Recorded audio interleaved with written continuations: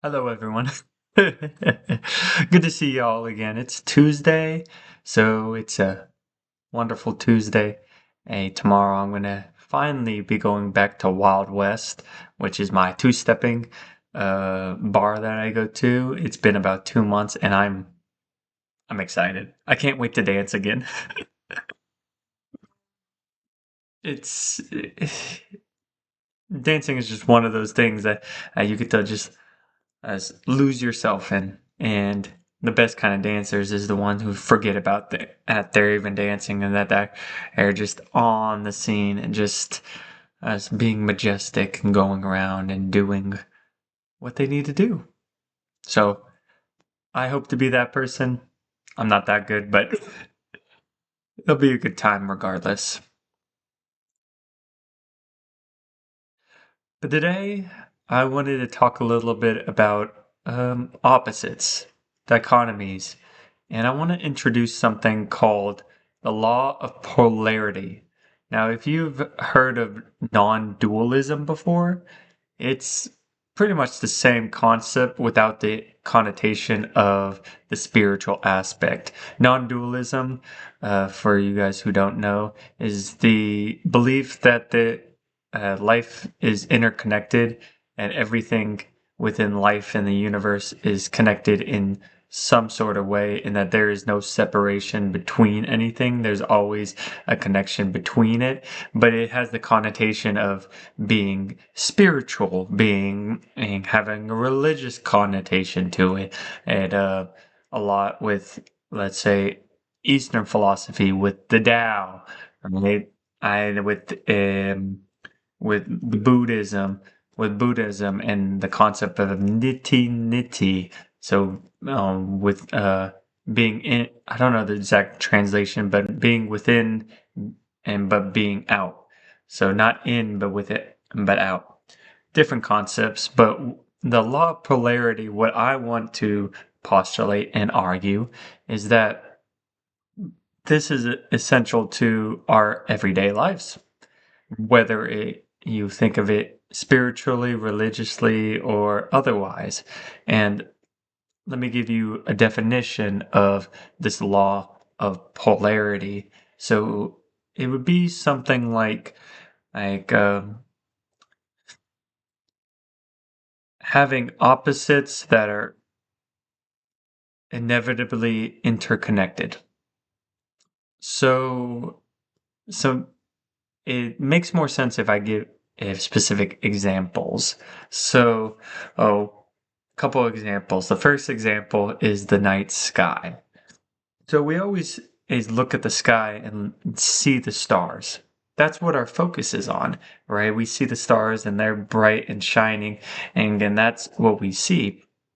But why we see the stars is because it's contrasted against the black night sky.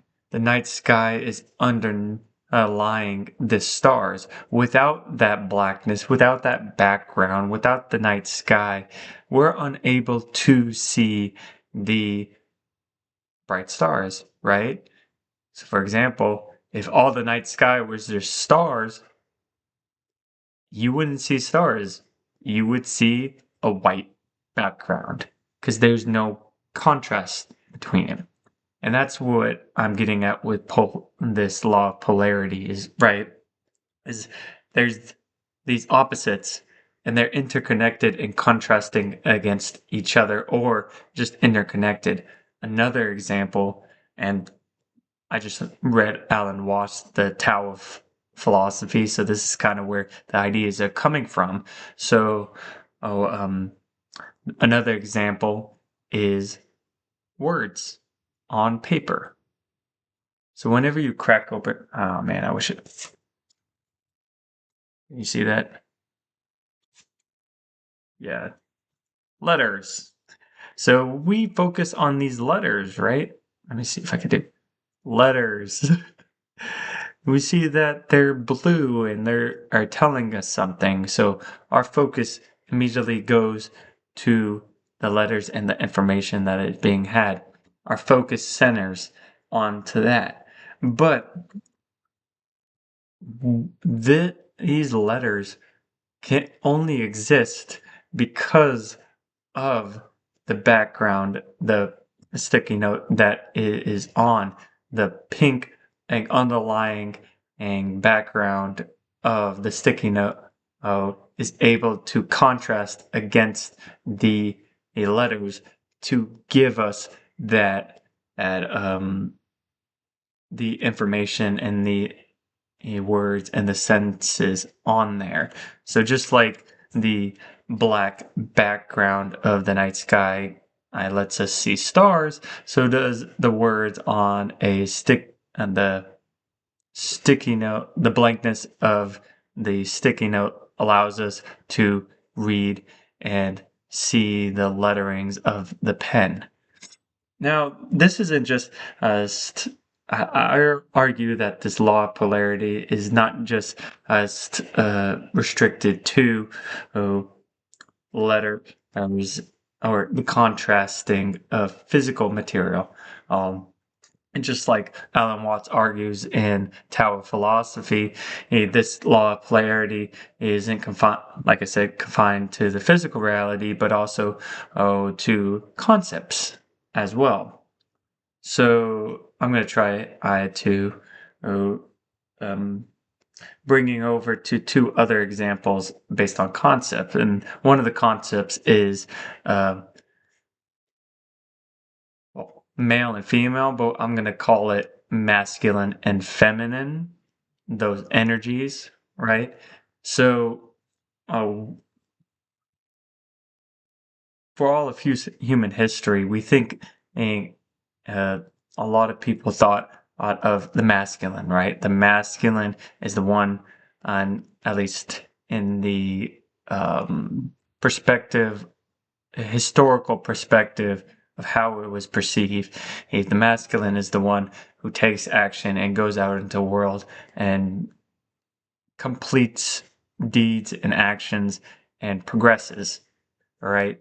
And at least in a lot of political spheres, there's and interpretations of history, lot of Western and culture thinks of the feminine as almost like a side character. It's um, someone's in the backdrop. Doesn't matter. That's not me saying it. That's my interpretation of what other people are saying it. Don't get it twisted. All right, but a better way of thinking about it is this concept of law of polarity, right? It's not that the a feminine is cast off to the side and forgotten. They're the backdrop to everything that the masculine does. Because what the feminine does is bring every child into the world and raises them, right? They're the underlying factor of how the masculine actually acts in the world. Right? The masculine cannot act in the world uh, righteously or virtuously if they don't have a feminine figure in the background, um, growing and growing and developing that masculine into that perfect virtue, or the path to the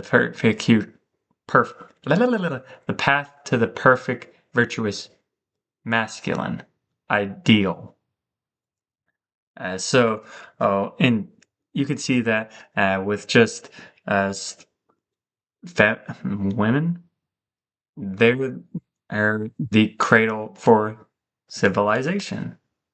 They are where every single human is born from.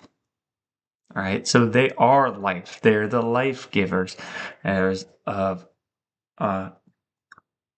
of life and eternity, and uh, they also the ones that grow. Oh, the child. I'll nurture the child. Teach the top. Teach the. Can't speak today. Teach the top. Teach the child how the world works, cares for the child, nurtures the child. So without them and their background influence, their underlying influence, then the masculine or the one that takes action and within the world, all that moves through the world and let's say completes the deed, his accomplishments can never exist because it first and foremost starts with that background of the feminine and everything she has done throughout the child's life to bring them forward. I don't know if I explained myself well enough there, but I'm going to give you another example.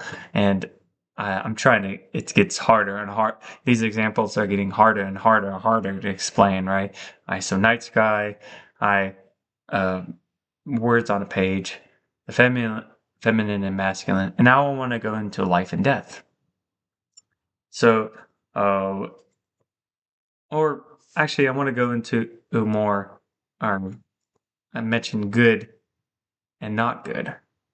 So, uh, how we know that something is good is because we have a contrast as between that and what could be not good.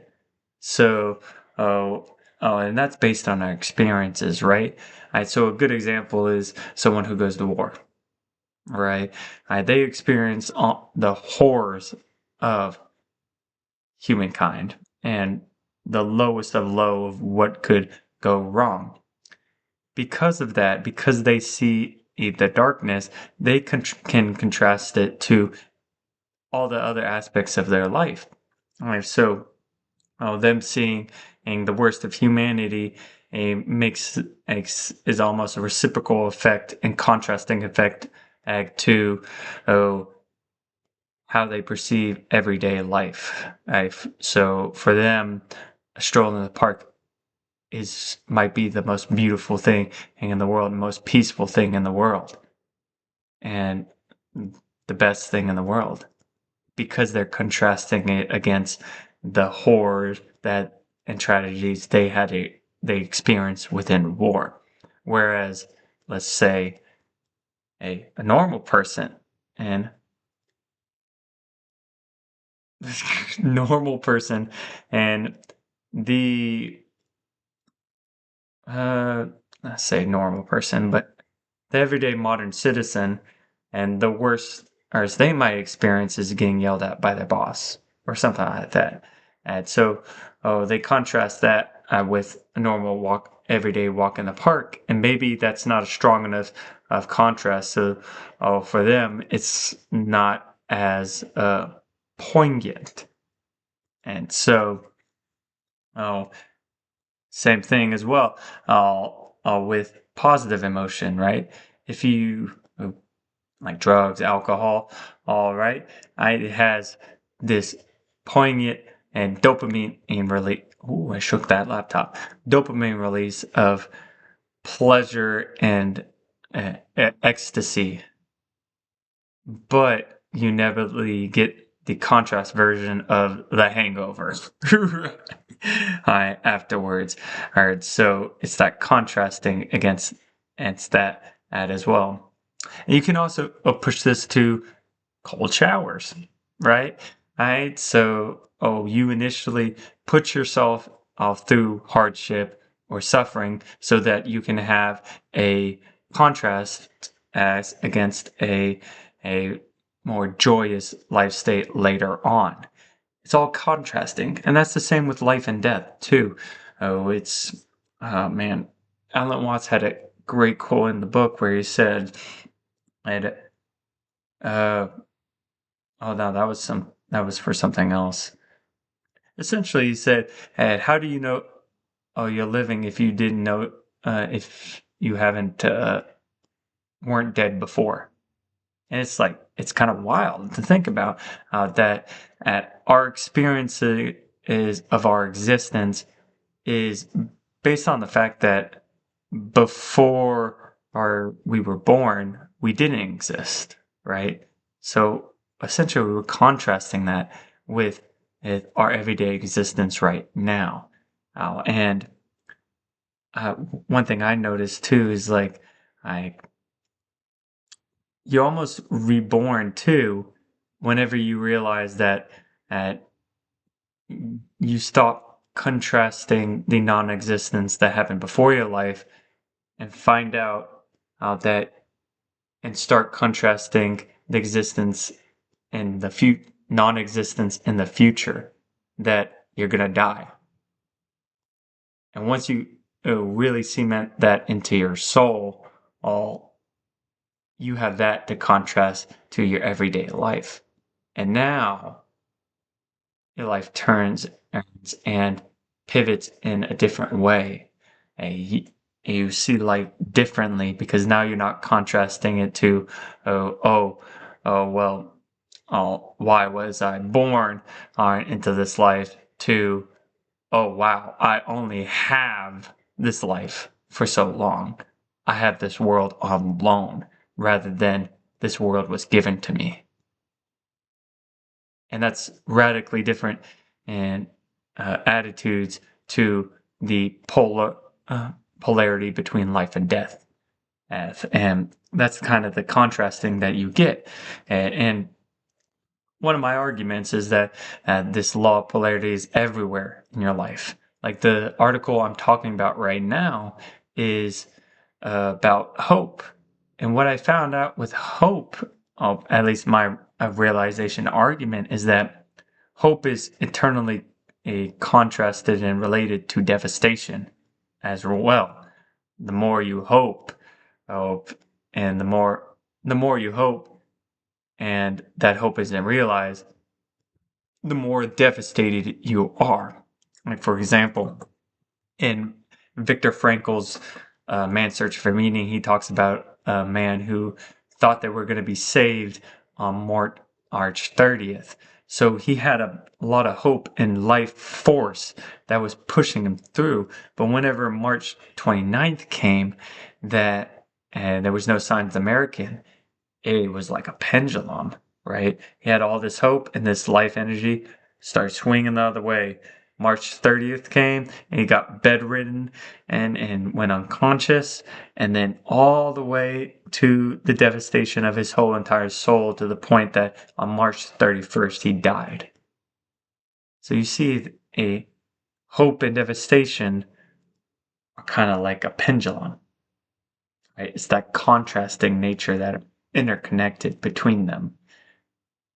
And that's what I want to argue is that this law of polarity is interwoven into every day of our life.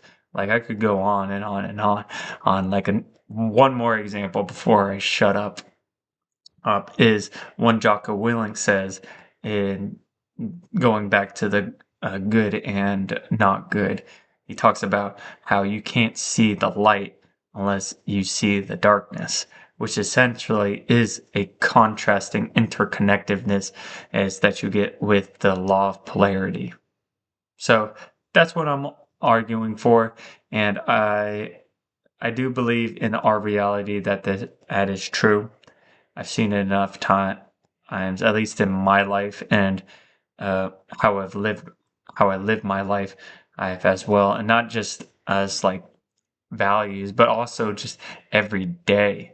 Every day is like a constant equilibrium and balancing, like food, for example. I was like having too much food, having not enough food, and trying to get it a nice equilibrium with the fruit. And once you get that equilibrium, then your body's starting our arts to work on its own and try to digest the food and then use the energy, and whenever it gets hungry again, you gotta give it more energy, but sometimes you overeat, right? It's that contrasting nature. Is like, how do you know you're hungry? Because as there was one point where you weren't hungry. So it's just it's interconnected in almost everything you do and everything you are as well. So I'll work more on it and give more examples and stuff like that. I thought it was really important and big realization for me today, on that point as well, especially since I'm reading Everything is Fucked by Mark Manson, and a big big what's it called? A big premise of his book is that everyone is driven by hope, which I don't necessarily agree. I think they're driven by belief and faith.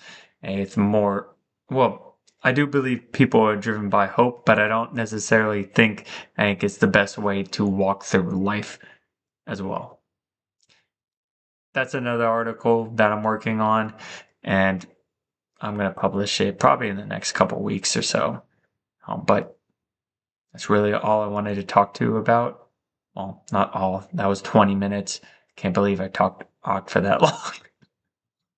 And I actually like this lighting a lot better. I look a lot better in it with just the single light coming from right here. So I think we'll look at the videos and see how it is. But other than that, hope you guys have a great rest of your night. And I'll see you tomorrow. Bye.